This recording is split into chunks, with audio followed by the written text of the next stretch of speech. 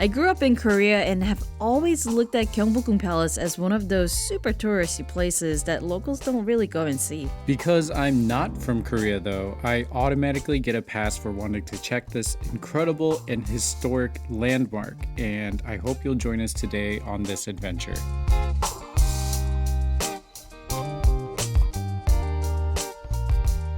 We are at Gyeongbokgung Gyeongbokgung Palace. Right now we're standing in front of the National Folk Museum of Korea. Yeah, but Gyeongbokgung, if we go in and turn left, that's going to be the Gyeongbokgung area. Okay. I think we should step aside. Oh.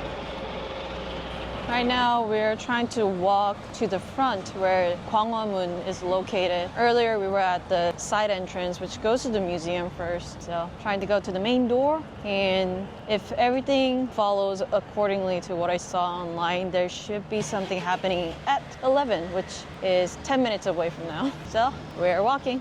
As we walked alongside the wall and towards the main gate, I started to notice how big the palace actually was. And when we made it to the front, we were just in time for one of the guard change performances. ただいま10時間をはじめ、광화문을を守る주의兵たちが에 맞춰 앞으로 나아가고 징을 치면 움직임을 멈추었다고 합니다.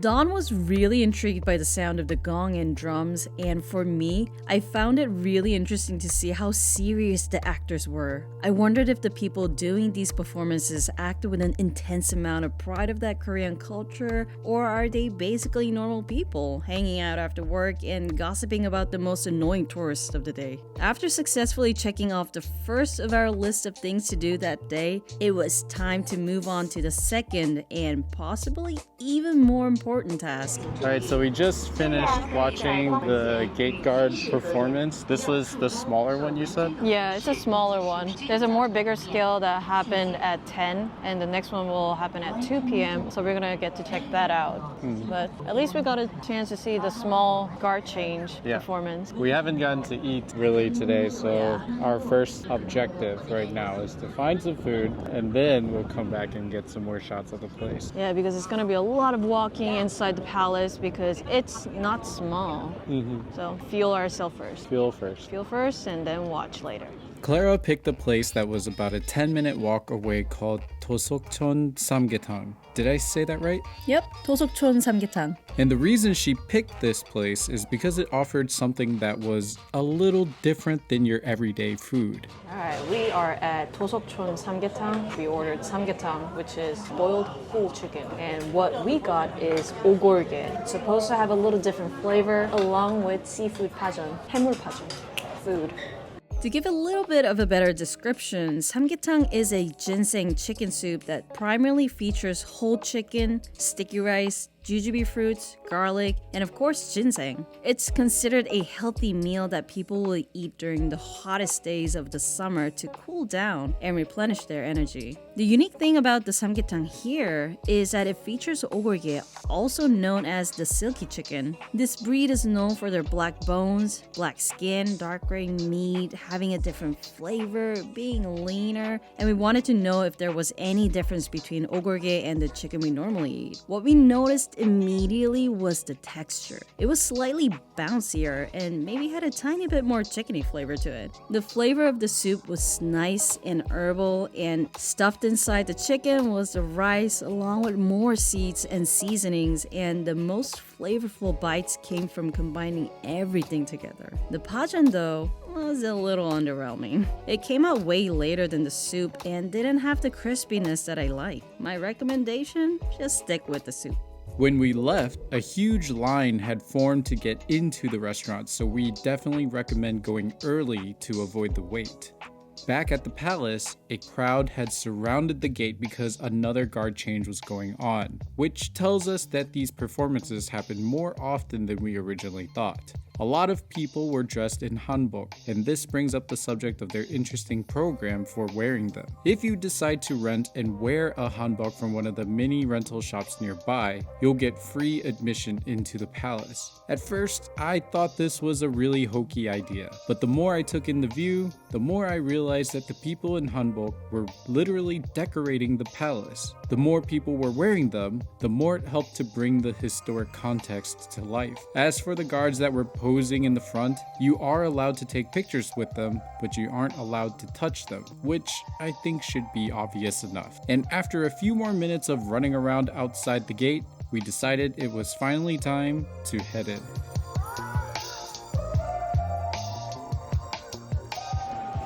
Alright, we are where you at? We're finally in Gyeongbokgung. Yeah, I think the King's Throne should be straight ahead. And there's a lot more than that. Yeah, and we're in the first area right past the entrance. There's like a ticket thing to the right. Some other stuff to the left. I don't know what it is. A drum to the right. People taking selfies everywhere, holding cameras up, us included, you know. Yeah. But now we're gonna go through that first gate and see what's up. What's up? What's up? What's up? Alright, let's walk. The first square was really open and wide, and because of that, you could see how the mountains were framing the palace. At the end of the day, though, there wasn't really much going on in the first square besides purchasing your tickets to the right. So very quickly, we headed to the second gate, showed our ticket, and learned that if we decided to exit, which we planned on doing to see the bigger guard change performance, we would not be able to re-enter. Because we were on a bit of a time crunch, we grudgingly decided to skip the big performance in favor to seeing the rest of the palace grounds and walked on through to the next square. This area was much more alive. There were more people, more sounds, and also more things to see. Tour groups were blasting their speakerphones and leading herds of people around, and in the center was an empty waterway with a bridge that crossed over it. Different kinds of trees were lined up alongside it, and the statues, like this one looking like it's drinking out of the waterway, carried what I felt was a certain quiet playfulness. In the third square, we see the giant Gyeongbokgung, the king's throne room. This square so far seemed to be one of the busiest. This entire area is where all his Subjects. not subjects, it's basically his, Minions. sure, minion is a better word. All of his minions will line up and do their duties. This is like another really big giant square. It's just really nice that there are mountains to the left and right, and there's a lot of people taking pictures and stuff. A lot of people in hanbok, and in a way it's kind of cool to see people in hanbok. It kind of helps to decorate the place. And there are these pillars, very straight pillars. We're gonna try to see if we can get a shot with that. And then we're gonna see what's inside that throne area. I don't know what's in there. Can we go in there? No, we can't go in there. We can only see it from the outside. Okay, well, we're just gonna explore whatever we can inside. Yeah, let's go. It was here that the king would carry out politics, hold big ceremonies, and meet foreign envoys. But before we walked up to see the throne, we decided to take a look at the red pillars because we thought they'd make for an excellent photo spot.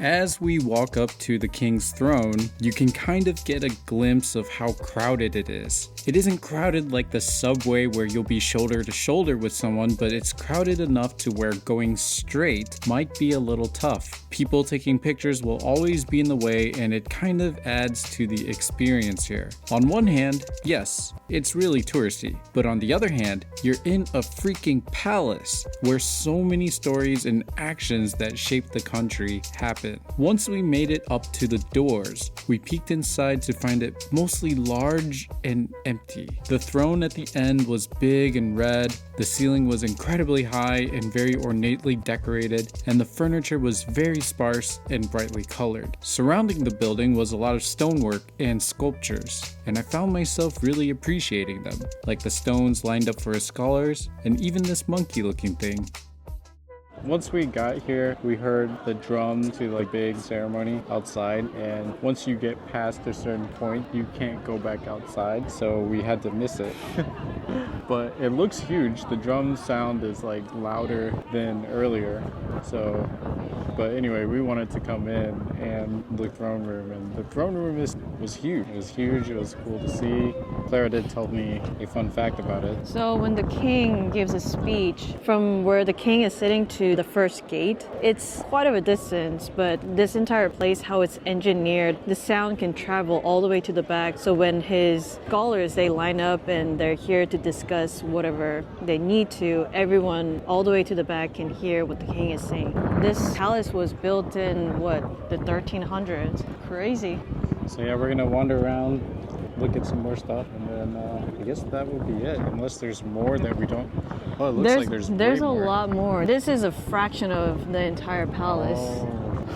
It's like literally Yeah. not even 1/10 of it. Yeah, I just looked over to the left and right sides, and it's like there's a little pathway to more stuff. And yeah, we've only just been going straight into the 3 areas. So There's a lot more to see. guess we're gonna keep on walking. Keep on going. Keep on moving.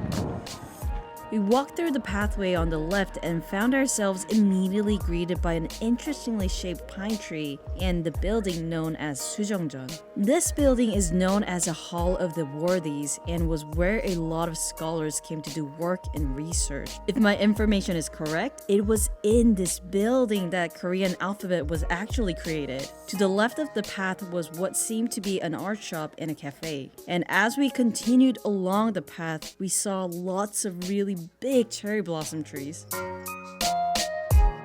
When we rounded the track, we made it to probably the biggest photo op area of the palace so far. In the middle of a big rectangular pond was a big pavilion building called, and I think I'll need some help here, Gyeonghwaeru? Gyeonghwaeru. Gyeonghwaeru. Gyeonghwaeru is actually registered as National Treasure number 224 and was where the king would host the most important events, as well as where royalty members would do any of their leisurely activities. Which makes sense because, I mean, look at the place. You've got the cherry blossoms complemented with the wispy leaves from the other trees, and you've got water to go along with the wonderful architecture of the pavilion. The cherry blossom trees were also differently shaped than the others in the area. Instead of reaching up towards the sky, they were drooping down. In one perspective, it might look a little sad, but in another perspective, it really made it just as beautiful. To get to the next area, we decided to walk up the path to the side because it was significantly less crowded and looked to have some beautiful trees. There was a mostly empty waterway with some birds and ducks looking around for food, and along the way, some small flowering trees that we weren't sure as to whether or not they were cherry blossom trees too. When we got to the end of the path, we found ourselves in front of another building called Taewonjeon. Taewonjeon was where ancestral rites were performed for deceased kings and queens, and by far, from our experience, this area was the quietest space in the entire palace. It had this really solemn vibe throughout, and the colors seemed to reflect that too. We barely saw anyone there, but in a way, the silence of the space made me pause and reflect on those subtle differences. The sunlight was shining through the pillars, and since it had this really nice, gentle intensity, I decided to take some pictures here too.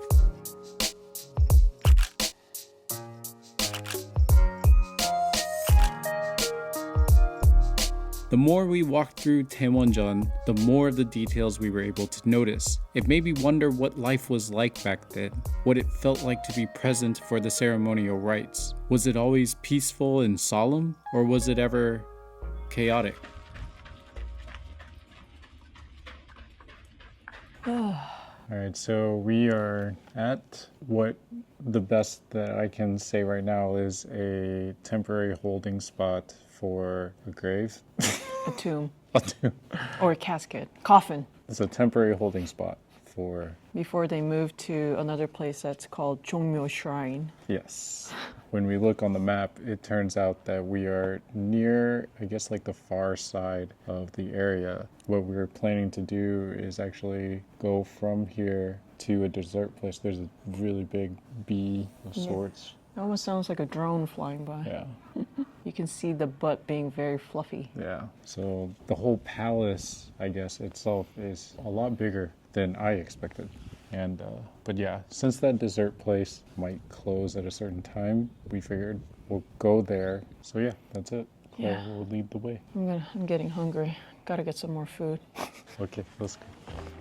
My plan was to stop by everything we could while we made our way out. Because according to what I saw on the map, we really only had a few places left to see. We first stopped by Gyeongbokgung, which was another very beautiful pavilion surrounded by water that was also, of course, reserved to royalty for their leisurely activities. And after Don took a few more pictures around this area, we passed through Gyeongbokgung, a private residence that King Gojong created as a private and fortified space within the palace grounds. This area had very beautiful brown tones throughout, but it also carries with it a very tragic story. Gyeongbokgung is well known for being the place where Empress Myeongseong was assassinated by Japanese agents. It was eventually demolished by King Gojong as he thought it was cursed. And in 2007, the rebuilding and restoration of this residence was complete and opened back to the public for us to see and experience. From here, we walked past one more building called Jibokje, which was King Gojong's private library. We noticed how this building was one of the only ones that used brick, which, as it turns out, was a building of historical importance because it marked a time when Korea began to open itself up to foreign influences. And after observing this place from the outside, we made our way out of the palace and got dessert.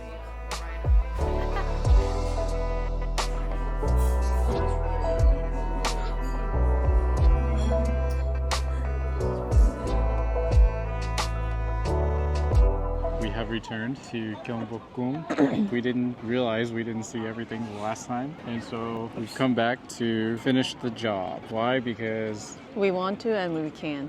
Yep, so let's get to it. We just have a few places left, maybe a few detail things to go over about some of the places near the end, but most of it you guys already did see. We were on a time crunch last time to get to a dessert shop, but today we are pretty good with time. So And also today we're trying to see the bigger performance than the yeah. one that we saw last time. yeah, that is true. Right? Oh yeah, I cut my hair. Oh yeah, that's different too. I was trying I've to been make... eating a lot too. I don't know if I look different. I don't think so.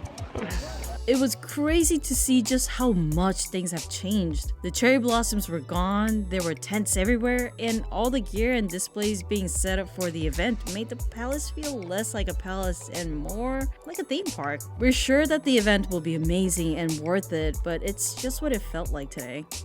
It is very, very, very, very different from the last time we were here. You might have noticed all of the cherry blossoms are gone. It is way more crowded because we came on a weekend instead. And there's like lights, a stage, like a bunch of stuff going on. Apparently they're getting ready for a cultural festival that will begin on the 27th and it will last till May 4th or something like that. Yeah, there's like chairs in the corner. There's so much happening that we didn't see last time. It feels much more touristy today than it did before. There's even like a line to walk into the palace, and there's like I think it's a mock-up of the King's Throne. a mock-up of the King's Throne up there. I'm gonna get a shot of that. But yeah, luckily we're not here to do that part. We're here to look at the parts that we missed. I am gonna get a couple things that I didn't get last time, but other than that, yeah, crazy how 2 weeks I think. Yeah. Makes such a big difference. So yeah, you pick which day you would want to go. Would you want to go during the super touristy days, or would you want to go during like a more quiet day? Let me know. Instead of going through the left side, we decided to first venture through the right door, which led us to a building that we think was still under construction. Seeing it like this made us ask a lot of questions, like whether or not it's still technically historical since it's being built today. On one hand, it goes along with that idea that it feels a little theme parky, but on the other hand, I think it's safe to trust that they're doing what they can to stay historically accurate, and more importantly, the fact that they're even working to remake these structures quarters instead of building a brand new modern building is also very respectable and admirable. So kudos to Korea for that. The crappy thing though was how there were holes poked through the paper windows. While I get that you should expect this kind of behavior from people, it still sucks to see. So if there's anything I'd like to ask tourists in general, it's just to be respectful. We should be better than this. After checking out the unfinished building, the next few areas that we looked at all had a lot of similarities. The first of which was Gyeongbokgung Palace, one of the newly reconstructed buildings completed in 2023. This building was where the crown prince stayed, and it was where he learned about how to properly be a king. Right next to the prince's quarters were the 3 buildings where the king managed state affairs, held official meetings, and received reports from government officials. Behind that was the king's quarters, designed in a slightly similar fashion. And behind that, the queen's quarters, which was also designed in a slightly similar fashion. I felt like these buildings were interesting to see, but difficult for me to sense any kind of immersion, at least like we could with the buildings and architecture. Everything was a healthy distance away, so it was really hard to see the craftsmanship of the furniture and the decorations that were made for them. In fact, I'm actually seeing a lot more through my camera than I could with my eyes. The last part we got to see was a garden that was behind the Queen's Quarter called Amisan. In this garden are lots of flowers and greenery, which gives a nice break away from all the sand, wood, and stone we see everywhere else. And included here are the infamous intricately decorated chimneys that are registered as national treasures. From here, we walked over to a wide open courtyard area, and it was time to make it back to the front to see the big guard performance. Alright, so we have gone through as much as we could. We were able to see all the chambers that we didn't get to see last time, but that was about it. And now we are walking our way towards the front so we can see that big drum performance that we didn't get to see last time. So pretty excited about that. And I don't know, there's just a very different vibe when there's so many people here. There were a lot of people last time, but there was even more this time. Anyways, big drum performance. Here we come. 다양한 공중문헌을 바탕으로 재구성했습니다. 여러분께서는 Compared to the small one, this guard performance was way bigger. There were a lot more people doing the walks, there were a lot more instruments, and therefore, not only was it louder, there was more musicality going on. It was really fun to see all the colors and shapes coming from the flags, shields, and uniforms, and the most notable feature of the bigger guard performance was, of course, the giant drum. Every single time the guards struck the giant drum, there were always enough new people in the crowd to react with surprise. They would literally go, I was amazed at the drum, but I think I was a little more amazed at the crowd for consistently reacting that way. After what I think was about a 30-minute performance, we started to make our way out. We did it. We saw the performance. 지단에서 출발하고 쭉 회오이를 Gyeongbokgung is probably one of the most touristy things you could do in Korea. And I think that isn't necessarily a bad thing. When you read a lot of the descriptions, you really start to understand just how much of Korea's culture and history was destroyed over time. It's sad to think about, but the fact that they're investing into rebuilding, restoring, celebrating, and preserving that history really means a lot, and I think it's something worth seeing. I agree. I think growing up in Korea made Gyeongbokgung Palace a place that I would never really think about going. The fact that you are a tourist made it really easy to say, yeah, let's go check it out. And when we started to walk through, I realized that I really didn't remember much of what I saw as a kid, so everything felt new to me too. The idea of hanbok being worn as free admission was admittedly cringy to me for a variety of reasons, but seeing everyone wearing them and walking around was a lot cooler than I expected it to be. So, what would you say was your favorite part of the palace experience? I think I have to say it was seeing the gazebo over the square lake. Because it was located in the middle of a big lake and surrounded by a lot of trees and greenery, it gave the scene a lot of natural elements to look at, which I felt gave some rest to the eyes. What about you? I think I actually have 2 favorite parts. The first is the fact that we got to see it with the cherry blossoms in bloom. There was a particular gentle feeling that came with the experience that I didn't really think too much of before, but after going the second time and seeing that all the cherry blossoms were gone, there was a stronger and more blunt feeling to the greenery that was there. Not that it was bad, but that it made the experience of seeing it with the cherry blossoms all the more special and unique. Ooh, I can see that. And the second thing I really liked was seeing and understanding that the palace is continuing to be developed. There's an aspect of the palace experience that feels manufactured at first, but what choice do you have when so much of it was destroyed? Do you let history be history and move on? Or since you have the technology and research, do you do what you can to rebuild and restore it to make the best of it? I think their decision so far was a smart and beautiful choice for Korea. Even if many of the buildings aren't their original, at least 1,000 years from now, we'll still be able to look back on it to get a glimpse of what it was. So I guess I've developed a lot of respect for their decision to do this, and I can't wait to see what it might look like 5 or 10 years from now. That's actually a pretty cool point to bring up, and I guess I didn't really think about what the experience might be like in the future. And on that note of the future, this is all that we have for today's adventure to Gyeongbokgung Palace. We have a lot of adventures coming soon from Korea, so if you have made it to this point, do consider subscribing to follow along. Other than that, Hope you enjoyed the video, thank you so much for watching. and peace out. Boo!